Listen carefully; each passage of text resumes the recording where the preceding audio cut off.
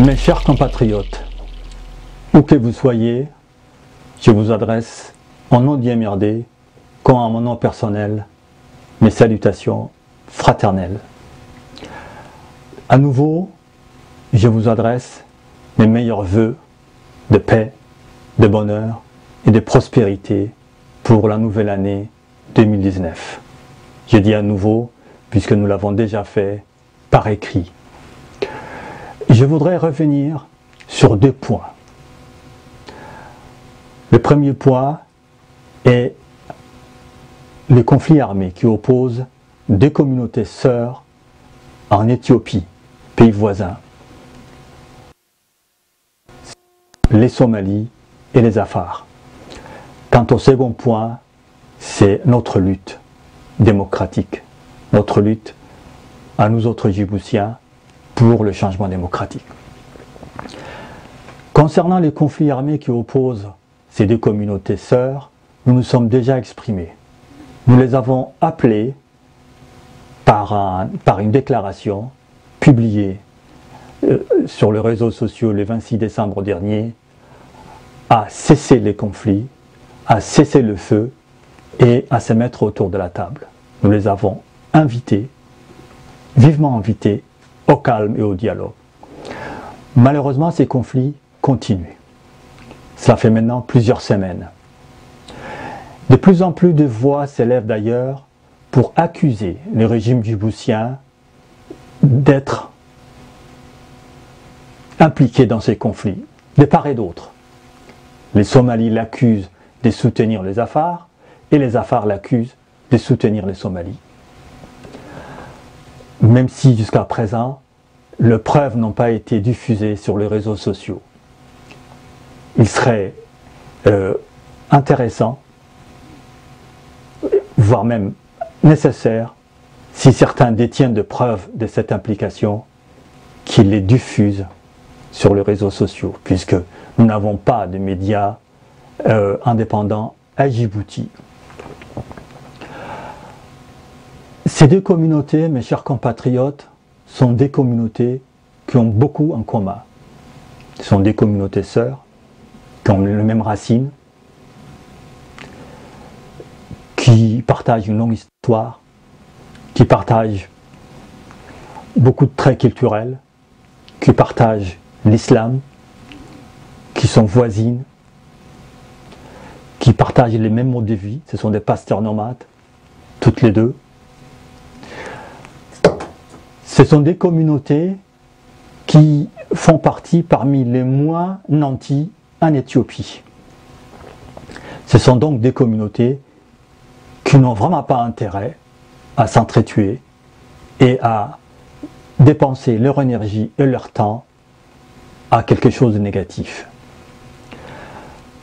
Il faut donc que ces deux communautés retrouvent leur esprit et envisagent les différends qui les opposent avec sérénité, avec sagesse, et le règlent de manière pacifique.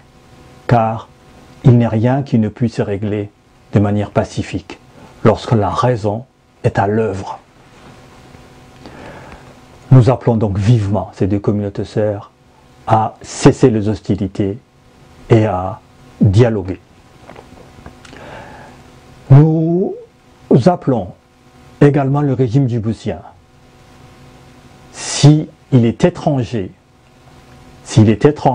à ces conflits, s'il n'y est pas impliqué comme le prétendent les uns et les autres, nous l'invitons à laisser les Djiboutiens de deux bords à manifester pacifiquement à Djibouti pour appeler leurs frères et sœurs de l'autre côté de la frontière à cesser les hostilités et à régler leurs différends par le dialogue.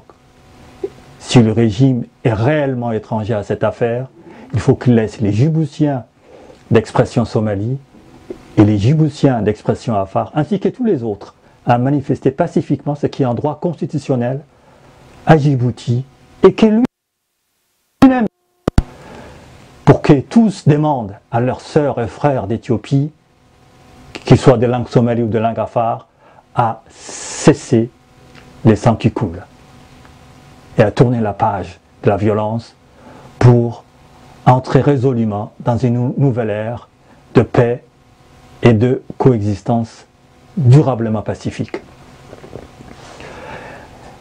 Concernant le second point de mon intervention, concernant notre lutte pour le changement démocratique à Djibouti, je voudrais rappeler aux Djiboutiens que ce régime n'entend pas tenir compte des développements qui sont intervenus dans la région. Nous l'avons, nous, invité par un message à la nation publié le 12 août 2018, le président Ismaël Omar Guelleh et son gouvernement, à se ressaisir, à profiter de cette occasion pour s'amender et permettre que les Djiboutiens se retrouvent. Notre appel n'a pas été entendu. Non plus, le président Guelleh n'a pas tiré profit de son message à la nation à l'occasion du Nouvel An pour annoncer une bonne nouvelle concernant le changement démocratique. Il a annoncé la continuité. Pire, il a qualifié ce changement de quelque chose, en s'exprimant en langue somalie lors d'un forum entre intellectuels de langue somalie à Djibouti, il a qualifié ce changement de quelque chose de pas exemplaire. Ce n'est pas parce que l'on est dans les besoins qu'il faut accepter n'importe quoi. Voilà comment la formule somalie peut à peu près se traduire en français. Ce n'est pas parce que l'on est dans les besoins qu'il faut accepter n'importe quoi. Pour lui, ce qui se passe dans la région, le changement démocratique en Éthiopie, le retour à la paix de l'Éthiopie et de l'Érythrée, puisque ces deux pays se sont réconciliés, le recul de l'ingérence régionale dans les affaires somaliennes, le dialogue constructif qui s'est instauré entre la Somalie, l'Éthiopie et l'Érythrée, tout cela pour lui relève du n'importe quoi, à en juger par cette formule. Donc, pour lui, c'est circuler, il n'y a rien à voir. Alors que faire, nous autres Djiboutiens? Allons-nous continuer à pleurnicher, continuer à nous plaindre sans rien faire, sans en tout cas fournir assez d'efforts pour que les changements tant désirés adviennent? Que faire? Je pense qu'il faut sincèrement un examen de conscience collectif. Il faut que nous fassions le bilan de notre action, le bilan de notre pensée.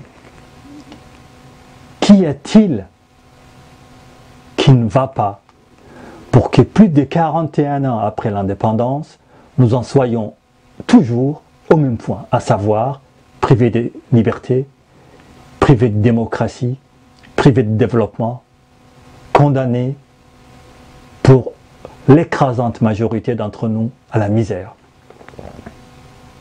Il faut nous poser la question, cette question est fondamentale.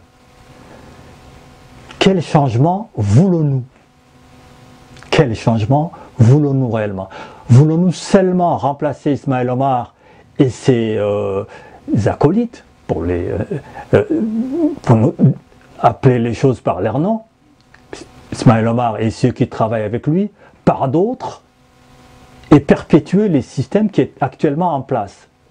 Faut-il seulement remplacer Ali par Omar ou instaurer un réel changement?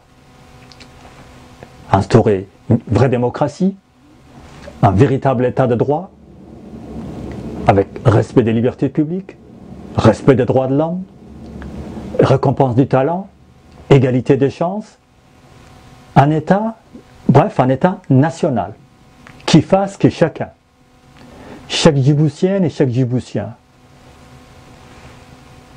bénéficie de ce droit, exerce pleinement ses droits et respecte tout aussi pleinement ses devoirs. Si c'est ça le changement que nous voulons, eh bien, il est possible. Il suffit que nous nous rassemblions, que nous nous retrouvions, que nous mettions de côté tous celles et ceux qui ne veulent pas le changement, et il y en a, ou qui veulent instrumentaliser notre lutte à des fins personnelles. Cela, de quelque communauté qu'ils soient, il faut les mettre de côté, car ils ne nous apportent rien. Ceux-là ne sont que problèmes. Ils font partie du problème, ils ne font pas partie de la solution. Et nous les connaissons. Nous ne sommes pas nombreux à Djibouti. Et nous vivons pour plus de 2 tiers dans la capitale. C'est la taille, c'est l'un des avantages de la petite taille. Nous nous connaissons souvent à Djibouti. Donc, personne, pour ainsi dire, ne peut raconter l'histoire à d'autres, puisque nous nous connaissons. Nous savons qui a fait quoi.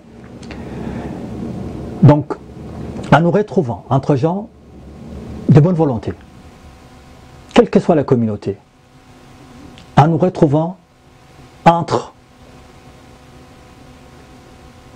le plus grand nombre, nous pouvons faire advenir le changement. Nous pouvons faire advenir le changement. Car si jusqu'à aujourd'hui, et malgré des années de lutte de celles et ceux qui se sont engagés, malgré leurs sacrifices, le changement n'est pas advenu, c'est parce qu'il n'a pas été fait assez.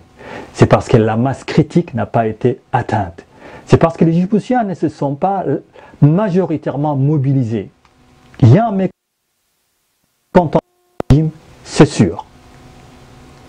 Mais ce mécontentement, ce rejet, ne s'est pas encore majoritairement transformé en action libératrice. Et c'est de cela qu'il s'agit aujourd'hui. Il faut que cette action libératrice, puisque c'est l'action qui fait la différence, l'idée qui n'est pas concrétisée, qui n'est pas mise en œuvre, eh bien, elle reste au stade de l'idée, c'est-à-dire peu productive. Eh bien, il faut de l'action, il faut de l'unité dans l'action. Il faut donc y aller. C'est possible. Nous y appelons, nous. En tant que MRD, nous y appelons. Parce que nous savons que c'est possible. Parce que nous savons que c'est dans l'intérêt de tous. Voilà ce que je voulais vous dire en quelques mots. Encore une fois, je vous salue, mes chers compatriotes, et je vous dis qu'Allah vous bénisse. Allah nous bénisse tous. Wassalamu alaikum wa rahmatullahi wa barakatuh.